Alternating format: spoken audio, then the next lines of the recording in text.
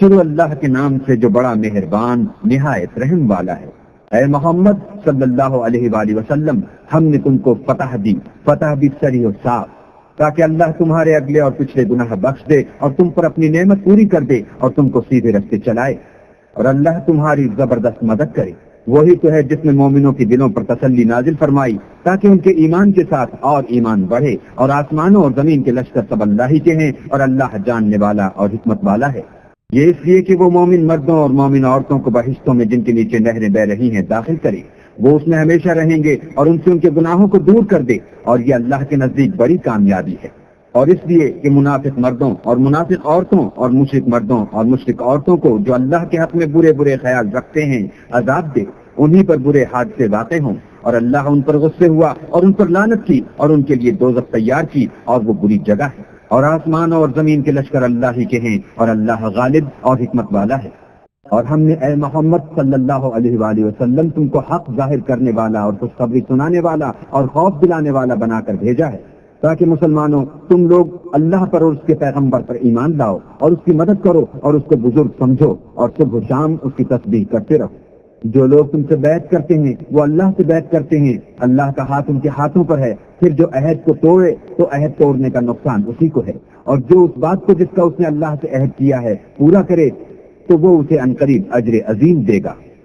جو گنوار پیچھے رہ گئے وہ تم سے کہیں گے کہ ہم کو ہمارے مال اور اہل و عیال نے روک رکھا، آپ ہمارے لیے اللہ سے بخشش مانگیں۔ یہ لوگ اپنی زبان سے وہ بات کہتے ہیں جو ان کے دل میں نہیں ہے۔ کہہ دو کہ اگر اللہ تم لوگوں کو نقصان پہنچانا چاہے یا تمہیں فائدہ پہنچانے کا ارادہ فرمائے تو کون ہے جو اس کے سامنے تمہارے لیے کسی بات کا کچھ اختیار رکھے؟ کوئی نہیں، بلکہ جو کچھ تم کرتے ہو اللہ اس سے واقف ہے۔ بات یہ ہے کہ تم لوگ یہ سمجھ بیٹھے تھے کہ پیغمبر اور مومن اپنے اہل و عیال میں کبھی لوٹ کر آنے ہی کے نہیں، اور یہی بات تمہارے دلوں کو اچھی معلوم ہوئی، اور اسی وجہ سے تم نے برے برے خیال کیے اور آخر کار تم ہلاکت میں پڑ گئے۔ اور جو شخص اللہ پر اور اس کے پیغمبر پر ایمان نہ لائے تو ہم نے ایسے کافروں کے لیے آگ تیار کر رکھی ہے، اور آسمانوں اور زمین کی بادشاہی اللہ ہی کی ہے، وہ جسے چاہے بخشے اور جسے چاہے سزا دے، اور اللہ بخشنے والا مہربان ہے۔ جب تم لوگ غنیمتیں لینے چلو گے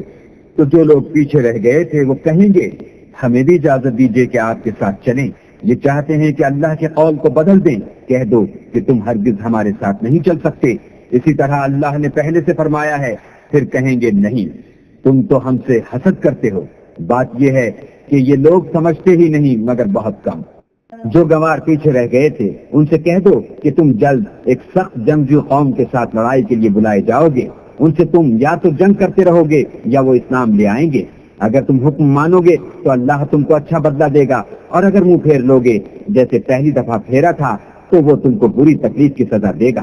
نہ تو اندھے پر گناہ ہے کہ سفر جنگ سے پیچھے رہ جائے، اور نہ لنگڑے پر گناہ ہے، اور نہ بیمار پر گناہ ہے۔ اور جو شخص اللہ اور اس کے پیغمبر کے فرمان پر چلے گا اللہ اس کو بہشتوں میں داخل کرے گا جن کے تلے نہریں بہ رہی ہیں، اور جو روگردانی کرے گا اسے برے دکھ کی سزا دے گا۔ اے پیغمبر صلی اللہ علیہ وآلہ وسلم، جب مومن تم سے درخت کے نیچے بیعت کر رہے تھے تو اللہ ان سے خوش ہوا، اور جو صدق و خلوص ان کے دلوں میں تھا وہ اس نے معلوم کر لیا تو ان پر تسلی نازل فرمائی اور انہیں جلد فتح عنایت کی، اور بہت سی غنیمتیں جو انہوں نے حاصل کی، اور اللہ غالب حکمت والا ہے۔ اللہ نے تم سے بہت سی غنیمتوں کا وعدہ فرمایا ہے کہ تم ان کو حاصل کرو گے، سو اس نے غنیمت کی تمہارے لیے جلدی فرمائی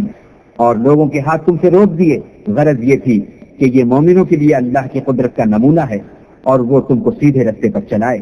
اور غنیمتیں دیں جن پر تم قدرت نہیں رکھتے تھے، اور وہ اللہ کی قدرت میں تھی، اور اللہ ہر چیز پر قادر ہے۔ اور اگر تم سے کافر لڑتے تو پیٹ پھیر کر بھاگ جاتے، پھر کسی کو دوست نہ پاتے اور نہ مددگار۔ یہی اللہ کی عادت ہے جو پہلے سے چلی آتی ہے، اور تم اللہ کی عادت کبھی بدلتی نہ دیکھو گے۔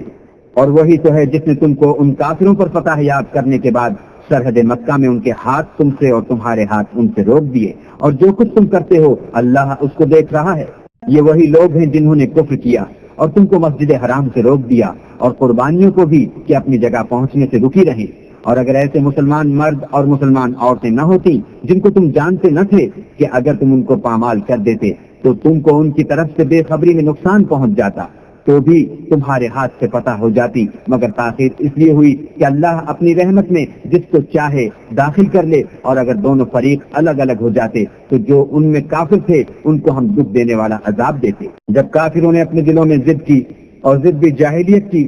تو اللہ نے اپنے پیغمبر اور مومنوں پر اپنی طرف سے تسکین نازل فرمائی اور ان کو پرہیزگاری کی بات پر قائم رکھا، اور وہ اسی کے مستحق اور اہل تھے، اور اللہ ہر چیز سے خبردار ہے۔ بے شک اللہ نے اپنے پیغمبر کو سچا اور صحیح خواب دکھایا کہ تم اللہ نے چاہا تو مسجد حرام میں اپنے سر منڈوا کر اور اپنے بال کتروا کر امن و امان سے داخل ہوگے، اور کسی طرح کا خوف نہ کرو گے۔ جو بات تم نہیں جانتے تھے اس کو معلوم تھی، سو اس نے اس سے پہلے ہی جلد فتح کرا دی۔